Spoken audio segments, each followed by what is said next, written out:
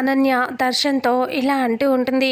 అత్తయ్య గారు లోపలికి వెళ్ళారు, శరణ్య ఇంట్లోనే ఉంది మరిది గారు అని అంటూ చెప్పగానే దర్శన్ ఒక్కసారిగా షాక్ అయ్యి ఏం చెప్తున్నారు, నిజంగా చెప్తున్నారా, శరణ్య ఇంట్లోనే ఉందా అని అంటూ దర్శన్ అంటే అవును మరిది గారు ఇంట్లోనే ఉంది అంటే అంటే నేను చూసిందంతా నిజమే అన్నమాట, నేను నిన్న శరణ్యను చూసిన విషయం నిజమే కదా అని అంటూ దర్శన్ అంటే అవును మరిది గారు నిజంగానే నీ శరణ్యని చూసిన మాట నిజమే, ఇప్పుడు అత్తయ్య గారు లోపలికి వెళ్ళారు కదా, శరణ్యని తీసుకొని బయటికి వస్తుంది చూడండి అని అంటూ అనన్య చెప్తుంది. అందరూ ఆశ్చర్యంగా అలా చూస్తూ ఉంటారు.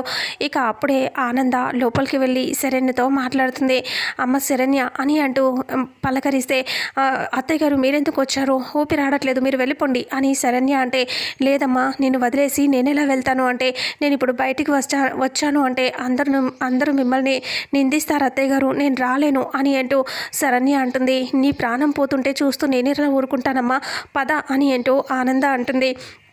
అప్పుడు ఆనందని చూస్తూ అందరూ ఎదురు చూస్తూ ఉంటారు. చూడు మరిది గారు ఇప్పుడు అత్తయ్య శరణ్యని తీసుకొని బయటికి వస్తుంది అని అంటూ అనన్య చెప్పగానే ఒక్కసారిగా ఆనంద బయటికి వస్తూ ఉంటుంది. ఆనందని చూస్తూ చూడండి చూడండి అని అనన్య చెప్తూ ఉంటుంది.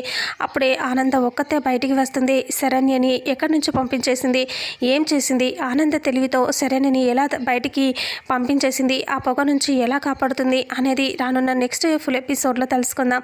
వీడియోని చూసిన ప్రతి ఒక్కరూ వీడియోని లైక్ చేయండి, షేర్ చేయండి, కామెంట్ చేయండి. అలాగే మన ఛానల్లో మరిన్ని అప్డేట్స్ కోసం ఛానల్ని సబ్స్క్రైబ్ చేసుకోండి. Thank you so much.